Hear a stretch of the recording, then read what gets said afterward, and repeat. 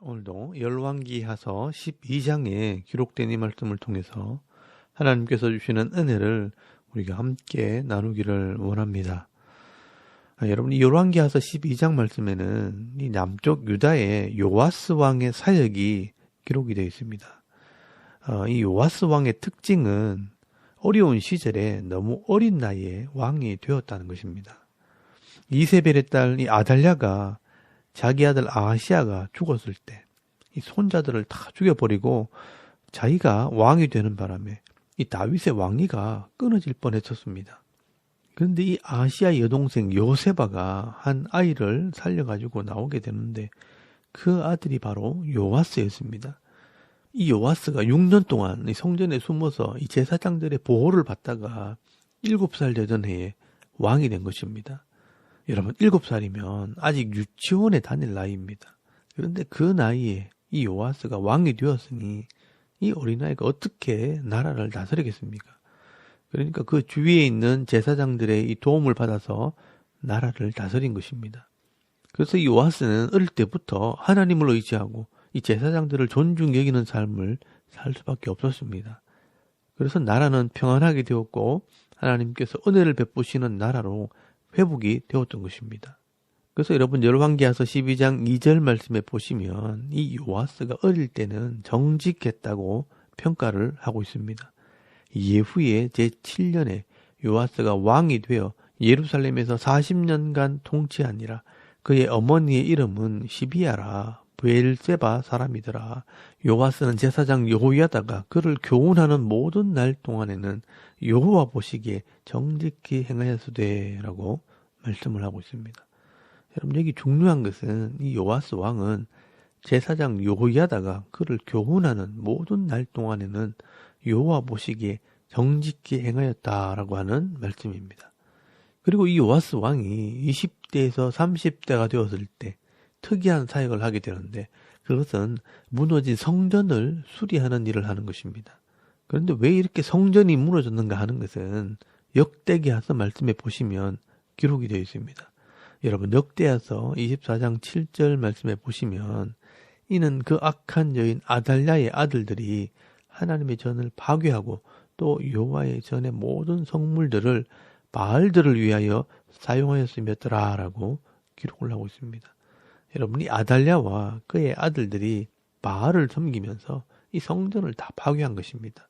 이 아달랴의 아들들이 성전에서 바알을 섬기면서 필요 없는 것들은 부숴뜨리고 없애버린 것입니다.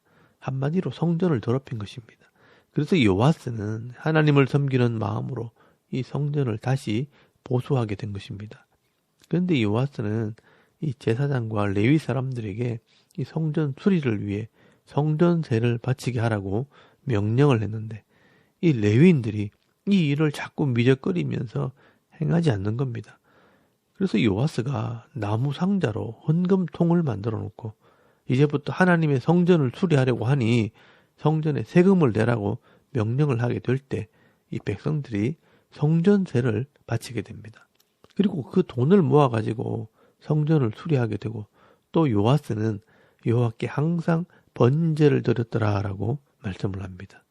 이렇게 요아스는 어려서부터 젊을 때까지는요, 이 제사장의 지도를 받아서 하나님을 잘 섬겼던 왕이었습니다.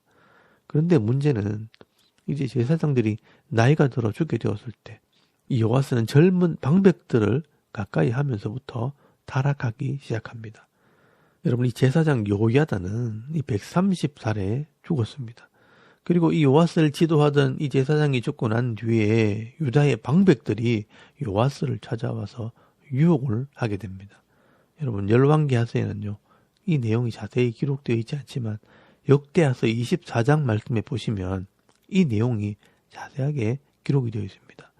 여러분, 역대하서 24장 15절 말씀 이하에 보시면 이 제사장이 죽고 난 뒤에 이 요아스는 방백들의 말을 듣고 하나님을 버리고 아세라 목상과 우상을 섬기기 시작했다라고 기록을 하고 있습니다. 여러분, 이 방백들이 누구냐 하면 아달랴가 살아있을 때 이 아달랴와 함께 우상을 섬기면서 권세를 누렸던 사람들입니다. 그런데 이 어린 요아스가 왕이 되는 바람에 뒷전에 밀려나 있다가 이 제사장이 죽고 난 뒤에 자신들의 권력을 되찾으려고 이 젊은 요아스를 유혹한 것입니다. 여러분 역대하서 23장 15절에서 19절까지 말씀해 보시면 여호야다가 나이가 많고 늙어서 죽으니 죽을 때에 130세라 무리가 다윗성 여러 왕의 묘실 중에 장사하였으니 이는 그가 이스라엘과 하나님과 그의 성전에 대하여 선을 행하였습니다. 여호야다가 죽은 후에 유다 방백들이 와서 왕에게 절하매 왕이 그들의 말을 듣고 그의 조상들의 하나님 여호와의 전을 버리고 아세라 목상과 우상을 섬겼으므로 그 죄로 말미암아 진노가 유다와 예루살렘에 임하니라. 그러나 여호와께서 그들에게 선지자를 보내사 다시 여호와께로 돌아오게 하려 하심에 선지자들이 그들에게 경고하였으나 듣지 아니하니라 라고 말씀을 합니다. 여러분 이 제사장 여호야다가 살아있을 때는 이 요아스가 이 제사장들의 가르침을 받아서 하나님의 말씀대로 순종을 했었는데 이 제사장이 죽고 이 지도하는 사람이 없어졌을 때 이 요아스는 금방 타락하게 됩니다. 여러분 왜 이 요아스가 이렇게 타락하게 되었을까요? 이 요아스는 시키는 대로 하는 왕이었습니다. 너무 어릴 때 왕이 되다 보니 자기의 주관도 없고 이 신앙의 고백도 없었습니다. 제사장들이 시키면 제사장들이 시키는 대로 왕을 하고요. 또 방백들이 시키면 또 방백들이 시키는 대로 왕을 하는 그런 사람이었다는 겁니다. 그러니 이 요아스는 방백들이 시키는 대로 자기 아버지 아하시아처럼 다시 아세라 우상을 섬기고요. 악을 행하게 됩니다. 그리고 선지자들이 가서 외쳐도 이제는 선지자의 말도 듣지 않았습니다. 그래서 여러분 역대하서 24장 20절 말씀에 보시면 하나님께서 이 여호야다의 아들 스가랴 선지자를 보내서 이 요아스를 책망하게 했는데 놀랍게도 이 요아스 왕은 자기 스승의 아들 이 스가랴 선지자를요 돌로 쳐서 죽여버립니다. 그래서 이 요아스가 선지자를 돌로 쳐 죽인 왕으로 성경에 기록이 되어 있습니다. 여러분 역대하서 24장 21절 말씀에 보시면 무리가 함께 꾀하고 왕의 명령을 따라 그를 여호와의 전뜰 안에서 돌로 쳐 죽였더라라고 말씀을 하고 있습니다. 여러분 이 요아스는 어릴 때와는 전혀 다른 모습으로 변해버렸습니다. 무리와 함께 꾀함으로 이제는 제사장을 돌로 쳐 죽이는 왕이 된 겁니다. 이제는 하나님 말씀을 듣는 것이 아니라 사람들의 말을 듣고 선지자까지 죽인 것입니다. 여러분 이렇게 선지자를 돌로 쳤다는 것은 결국 하나님께 돌을 던진 것이나 마찬가지입니다. 그래서 여러분 예수님께서도 이 요아스의 죄를 지적을 하게 됩니다.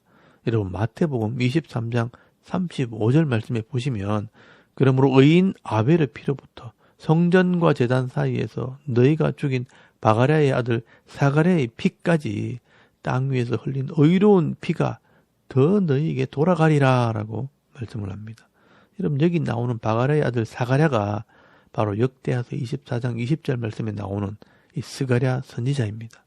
이 땅의 악한 자들이 의로운 자의 피를 땅에 흘리겠다는 것을 말씀하면서 의로운 이 사가랴 선지자의 피를 이 요아스가 흘리겠다는 것입니다. 여러분 사람이 아무리 예수를 믿고 신앙생활을 한다고 해도 계속해서 이 하나님 말씀을 제대로 배우지 않고 또 배운 것을 자기 신앙으로 받아들이지 않으면요 금방 변질되고 타락할 수 있다는 것을 여러분 알아야 합니다. 그러므로 우리는 이 죽을 때까지 평생을 이 하나님 말씀을 배워야 하는 것입니다. 그래서 늘 겸손한 마음으로 가난한 심령으로 이 하나님을 섬길 때 그 나이에 맞는 은혜를 받아 누릴 수 있는 것입니다. 여러분 이렇게 요아스가 나이가 들면서 타락을 하고 우상을 섬기고 선지자까지 돌로 쳐 죽이는 이런 악한 길을 가게 될 때 하나님께서 이 요아스를 심판하기 시작합니다. 그래서 여러분 17절 말씀에 보시면 북쪽에 있는 이 아람 나라를 불러와서 이 요아스를 치게 하십니다. 그때 아람 왕 하사엘이 올라와서 가드를 쳐서 점령하고 예루살렘을 향하여 올라오고자 함으로라고 말씀을 합니다. 여러분 이 아람 왕 하사엘이 해변 도로로 내려와서 이 블레셋 땅, 이 가드를 치고 이제 예루살렘까지 점령을 하게 됩니다. 여러분 열왕기서 12장 18절 말씀에도 보시면 이 요아스가 아람 왕 하사엘을 보고 겁이 나서 이 왕들이 구별해 놓은 성물과 또 성전의 금을 가지고 가서 이 아람 왕 하사엘에게 바쳤다라고 말씀을 합니다. 그런데 이 예물과 금을 받고 돌아갈 하사엘이 아닙니다. 그래서 역대하서 24장 24절에서 35절까지 말씀해 보시면 이 아람 왕 하사엘이 또 쳐들어왔고 더 이상 바칠 예물이 없어서 전쟁을 하다가 이 요아스 왕이 이 전쟁터에서 부상을 당하게 됩니다. 그런데 이 부하들이요, 그 부상을 당한 왕을 치료하거나 피신시키는 것이 아니라 그 자리에서 이 요아스 왕을 죽여버리고요, 그의 아들을 대신하여 왕으로 세우게 됩니다. 여러분, 이 하나님 말씀을 듣지 않고 우상을 섬기고 이 선지자를 돌로 쳐 죽이는 이 왕의 모습을 보고 이 신하들이 실망을 하게 된 것입니다. 그래서 왕을 도와주지 않고 도리어 이 왕을 심판해 버린 것입니다. 그리고 이 요아스는 왕의 묘실에도 들어가지 못하고요, 이 다윗 성에 장사되었다라고 기록이 되어 있습니다. 한마디로 부끄러운 왕이 되었다고 말씀을 하는 것입니다. 여러분이 북쪽 이스라엘의 왕이 아니라 이 남쪽 유다 왕들 중에서 자기 부하에게 반역을 당해서 죽은 왕은 이 요아스가 처음입니다. 그래서 그 전쟁의 내용과 이 죽게 되는 이유를 성경에 기록해 놓았는데요. 한번 보시겠습니다. 여러분, 역대하서 24장 23절에서 25절까지 말씀을 한번 찾아보시기 바랍니다. 거기 보시면 1주년 말에 아람 군대가 요아스를 지르고 올라와서 유다와 예루살렘에 이르러 백성 중에서 모든 방백들을 다 죽이고 노략한 물건을 다메섹 왕에게로 보냈니라. 아람 군대가 적은 무리로 왔으나 여호와께서 심히 큰 군대를 그들의 손에 넘기셨으니 이는 왜냐하면 유다 사람들이 그들의 조상들의 하나님 여호와를 버렸음이라. 이와 같이 아람 사람들이 요아스를 징벌하였더라. 요아스가 크게 부상하며 적군이 그를 버리고 간 후에 그의 신하들이 제사장 여호야다의 아들의 피로 말미암아 반역하여 그를 그의 침상에서 쳐 죽인지라. 다윗성에 장사하였으나 왕들의 묘실에는 장사하지 아니하였더라 라고 말씀을 합니다. 여러분, 이 요아스는요, 이렇게 비참한 최후를 맞이하게 됩니다. 처음에는 정직한 왕이었고 우상을 제거하고 하나님의 성전을 수리하는 신실한 왕이었지만 이 지도자가 죽고 난 뒤에 정치꾼들의 말을 듣고 우상을 섬기기 시작하면서 돌아오지 못할 이 타락의 길을 가게 된 것입니다. 여러분, 정말 요아스는 용두사미와 같은 그런 삶을 살았습니다. 처음에는 잘했던 사람이 끝에 가서 허지부지 되어버리고요, 왕이 자기 부하들에게 죽임을 당하는 비참하고 수치스러운 그런 죽임을 당하게 된 것입니다. 그래서 이 요아스 왕을 보면 나도 잘 해야 되겠지만 나를 도와주고 바르게 지도해줄 지도자를 잘 만나는 것도 복이라는 것을 우리가 알 수 있습니다. 내가 완벽하지 못하기 때문에 나의 잘하는 것은 칭찬해주고 나의 잘못된 것을 바로 잡아줄 수 있는 이런 좋은 지도자가 있어야 하는 것입니다. 그리고 이 지도자들의 책망을 들었을 때 귀담아 들을 수 있는 겸손한 마음도 여러분 있어야 합니다. 근데 요아스는 그런 겸손한 마음이 없었습니다. 그래서 결국은 시작은 좋았지만 마지막이 좋지 않은 왕으로 역사에 남게 된 것입니다. 오늘도 저와 여러분이 이 요아스 왕의 이 모습을 보면서 역사의 교훈을 얻기를 바랍니다. 그래서 여러분, 전도서 7장 5절 말씀에 보시면 지혜로운 사람의 책망을 듣는 것이 우매한 자들의 노래를 듣는 것보다 나으니라 라고 되어 있고요. 또 잠언서 29장 1절 말씀에 보시면 자주 책망을 받으면서도 목이 곧은 사람은 갑자기 패망을 당하고 피하지 못하리라 라고 말씀을 합니다. 여러분, 저는 이 요아스 왕을 보면서 이 요아스 왕은 한국교회에서 자라난 젊은이들 같다라는 생각을 하게 됩니다. 교회에서 자녀들이 이 부모님이 시키는 대로 신앙생활을 하다가 자기 신앙으로 받아들이지 못하고 어른이 되어서 이 세상에서 갈등을 하다가 금방 타락해버리는 것을 보면서 마치 이 요아스 왕 같다라는 생각을 하게 됩니다. 여러분, 요아스는요, 어릴 때부터 이 제사장을 따라서 신앙생활을 하기는 했지만 이 자기의 신앙으로 받아들이지 못할 때 금방 타락해버린 것입니다. 아무리 좋은 이 하나님 말씀을 들어도 그 말씀을 자기 신앙으로 받아들였는지 늘 확인을 해야 합니다. 그리고 이 잘못된 것을 지적받았을 때 들을 수 있는 귀와 겸손한 마음이 있어야 합니다. 돌이키지 못하는 마음은요, 결국은 스스로 망하게 되는 것입니다. 여러분, 오늘 이 역사의 기록을 보면서 우리도 이 땅을 살아갈 때 이 요아스처럼 교만함과 완고함 때문에 실수하는 일이 없기를 바랍니다. 여러분, 이 땅에 있는 동안 좋은 지도자를 만나서 가르침을 받고 또 겸손한 마음으로 이 말씀을 받아서 내게 주어진 이 사명을 믿음으로 감당하게 될 때 실족하지 않고 늘 승리의 삶을 살아가는 저와 여러분의 이런 영적인 삶의 모습이 되실 수 있기를 주의 이름으로 축원합니다. 아멘. 우리 잠깐 기도드리겠습니다. 오늘도 겸손한 삶을 살게 하옵소서. 또 나라와 민족과 섬기는 교회와 가정과 자녀들의 믿음을 위해서 기도하시고요. 또 개인의 기도 제목을 따라 기도하고 오늘 하루 삶을 또 시작할 수 있기를 바랍니다. 다 같이 우리 하나님께 한번 기도드리겠습니다. 살아계신 하나님 은혜를 감사합니다. 오늘도 이 아침에 하나님을 예배합니다.